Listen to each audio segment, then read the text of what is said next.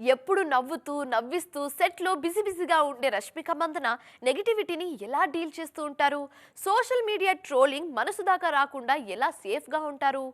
ఇలాంటి ప్రశ్నలు ఆమె అభిమానులకు ఎన్నో. లేటెస్ట్‌గా వాటినే అడ్రెస్ చేశారు నేషనల్ క్రష్. ఆ డీటెయిల్స్ మీకోసం. నెగటివిటీ సర్వత్రా ఉంటుంది. కానీ మనం ఫోకస్ చేయాల్సింది దేని మీదో మనకో క్లారిటీ ఉండాలి అని అంటున్నారు రష్మిక మందన్న. వృత్తిపరంగా తీరిక లేకుండా ఉండానన్నారు.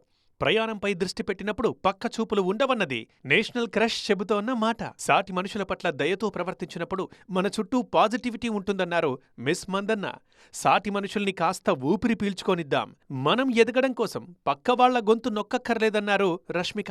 ఈ ప్రపంచం చాలా పెద్దది, మనందరికీ స్థలం ఉంది అన్నది రష్మిక నమ్మే సిద్ధాంతం. బేసిగ్గా రష్మిక చాలా ఎమోషనల్ పర్సన్ అట.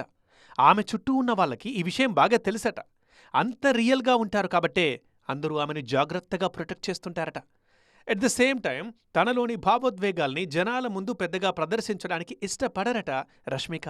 నటిగా సొసైటీలోకి వచ్చాక తన రియల్ ఎమోషన్స్ని కూడా చాలామంది ఫేక్ అనుకునే ప్రమాదం ఉందని, దాన్ని తన బలహీనతగా ఎవరూ చూడకూడదని, అందుకే కొన్నిసార్లు గోప్యత తప్పదని అంటున్నారు రష్మిక.